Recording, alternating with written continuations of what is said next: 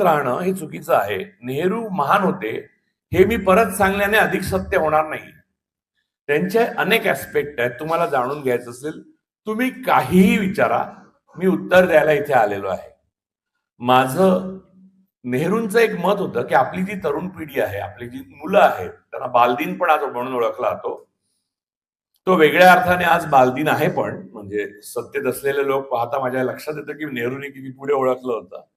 परंतु तो बालदिन यासाठी आज आहे की तरुण पिढी जी आहे, लहान मुलं जी आहेत, त्यांची कुतूहल, जिज्ञासा, ज्ञान हे लोकांसमोर यावं, ना की ज्यांनी ऑलरेडी ज्ञानी झाले त्यांनी प्रवचन करत सुटावं. त्यामुळे मी कथाकार नाही, मी कीर्तनकार नाही, मी प्रवचनकार नाही, मी काहीही गोष्टी तुम्हाला नेहरूंच्या 4 सांगायला आलेलो नाही. ना युक्तीच्या गोष्टी मला माहिती आहेत, कारण मी युक्तीने काही केलेलंच नाही. तर तुम्ही मला प्रश्न विचारावेत अशी मी तुम्हाला विनंती करते. आणि या रो मध्ये खूप मुली आणि मुलं हसतात, ते मला विनोद पण जाणून घ्यायचे. नोएला, मला जाणून घ्यायचं विनोद काय आहेत ते, कारण मला हे बघा, कोणत्याही प्रकारचं आपल्यामध्ये हे ठेवू नका, अंतर ठेवू नका. तुम्ही मोकळेपणाने मला प्रश्न विचारा. विनोद तुमच्यामध्ये असतील तर माझ्यापर्यंत पोहोचवा, जेणेकरून मला हसायला आवडतं आणि हसवायला आवडतं. हे तुमच्या लक्षात आलंच असेल. स्टार्ट. युअर टाइम स्टार्ट्स नाव. नाही, एक मिनिट, विद्यार्थ्यांपासून सुरू करूया, मुलांपासून सुरू. तुम्ही विचारा, म्हणजे पण तुम्हाला माहितीच आहे हो काका.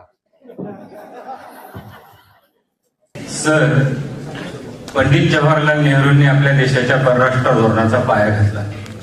ज्या लोकांनी नेहरूंच्या परराष्ट्र धोरणावर फार आटोकाट टीका केली, अगदी तिथपासून तर इंदिरा गांधींच्या परराष्ट्र धोरणापर्यंत सुद्धा आज देशाचं परराष्ट्र धोरण पूर्णपणे अपयशी ठरलंय असं आपण उघडपणानं मान्य करायला काय हरकत आहे?